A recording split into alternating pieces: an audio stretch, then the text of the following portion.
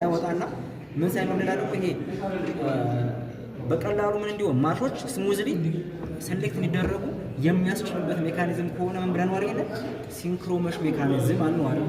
ሶ እነዚህ እነማን ናቸው ካል ዘዋን ዛት ሲንክሮናይዘር ምን እንላቸው አሉ አይደል?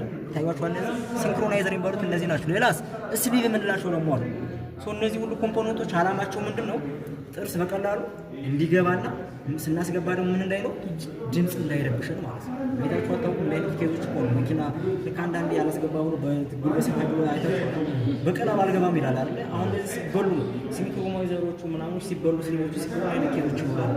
ሌላም ምን ድምጽ አለ ሲያስገቡ ሰምታችሁ ገጥሞት ነው እነዚህ ነገሮች አሉ። ሌላ ደግሞ በምናስገባበት ጊዜ ይሄ ቫይብሬሽኖች አሉ አይታ የሆነ መንዘቃዘቆች ነገሮች አሉ። ሶ እነሱ እንዳይሆኑ ደግሞ ክሎቾች ስፕሪንጎች አሉ አይደል?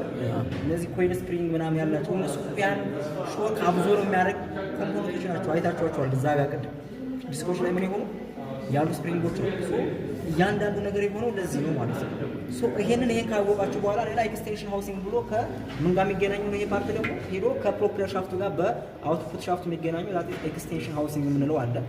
ሌላ ምኖች አሉ እነዚህ ሊንኬጆች ናቸው። እንግዲህ አንዱን ከአንዱ የሚያገናኙ ለምሳሌ ፎርክ ምንላቸው አለ ናት ዘ ፎርክ ምንላቸው እዚህ ክለሽ ፎርክ ማለት እነዚህ ኮምፖነንቶች ናቸው። እነዚህ ጋር ምን የሚሆናቸው እዚህ ጋር የሚታሰሩ ናቸው። ሶ የሆነ ሰሌክት ስናደርግ እነዚህ ደግሞ ያደርጋሉ ሁለት ጥርሶችን እንዳንድ ይይዛሉ። ዛት ፎርክ ክለች ፎርክ ይሄኛው ደግሞ ክለች አርም ብለን የምንጠራው ፓርት ይሆናል ማለት ነው። ሶ እንደዚህ ከሆነ ፓርት ዘ ዲያግኖሲስ ምንድነው እዚህ ጋር የሚፈጠረው ችግር ብዙ ጊዜ ነው አይደል? ለምሳሌ ምን ይሆናሉ ጥርሶቹ ሊበሉ ይችላሉ። ሻፍቶቹ የሻፍቱ ጋር ያሉ ጥርሶች ሊበሉ ይችላሉ። ቤሪንጎቹ ሊበሉ ይችላሉ አይደል?